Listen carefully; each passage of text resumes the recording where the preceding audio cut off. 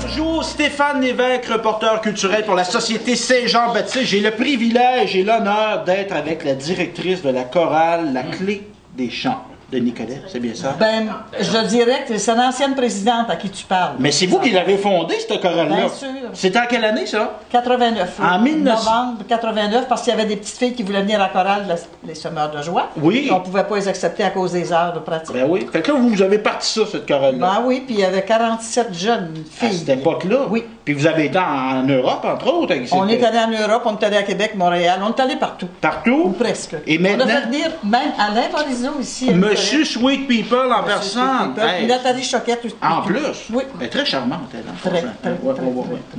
Et vous, madame, vous avez pris la relève au niveau de la présidence. Oui, ça fait 1 an. 1 an? Il y a Oui. combien de membres dans la chorale en ce moment? Là, présentement, il doit y avoir à peu près 35 personnes. 35 choristes, OK. mais ça varie en fonction des années, là, entre 30 et 50 personnes. Puis la fréquence, évidemment, il y a quelques spectacles durant l'année, mais on pratique chaque mois? On pratique, c'est ça, 1 fois par semaine, à tous les lundis. Oh, OK, c'est sérieux, ça, là? Oui, là. on pratique OK. à partir de trames sonores que notre directrice Manon Asselin a préparées. Ben oui, la belle Manon qui nous Oui. dirige de main de maître. Absolument. C'est une directrice de chorale qui a une formation universitaire en musique. Oui, ça. elle a un bac en enseignement de la OK. musique, elle a étudié en piano, elle a étudié en chant, elle a étudié différents instruments, oui. Puis au niveau de l'origine des gens ici, on a des gens de Nicolet, on a des gens des environs Oui, aussi. on a des gens de Saint-Wenceslas, des gens de Sainte-Gertrude, des gens de Trois-Rivières, de Saint-Zélestrange, de Saint-Célestin. Saint-Célestin.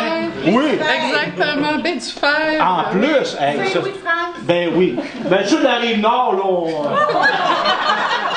Ah non, on les accepte pareil. On les accepte pareil. Et au niveau du répertoire, évidemment, c'est essentiellement de la musique francophone. Pouvez-vous me donner des exemples d'artistes qu'on va... On a de la... Oui, il y a... mettons, ça peut être l'éveillé, les cow-boys fringants, ça peut aller du folklore aussi, des chansons françaises, du Teil, Luc Plamondon. Ben oui. Ça varie. Là, Ah.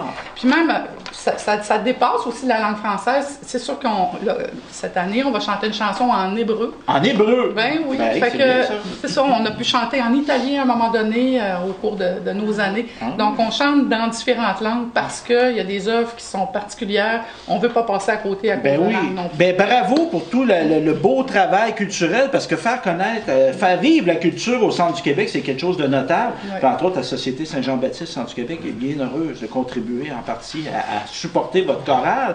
Oui, on apprécie beaucoup. Ben oui, puis pour illustrer les belles voix, parce que moi, je vais vous dire, je suis pas arrivé, ça fait pas 30 secondes que je suis arrivé tantôt, puis j'ai eu la chance d'entendre ces voix-là. C'est extraordinaire, la qualité de la chorale ici. Et pour illustrer, moi, il y a une chanson que j'aime bien, que vous avez dans votre répertoire, une chanson d'Offenbach. Monsieur Jean Gravel et Monsieur Jerry Boulet ont fait la musique, mais un beau texte de Gilbert Langevin qui illustre bien la beauté de la voix que vous avez. Donc, écoutons La voix que j'ai.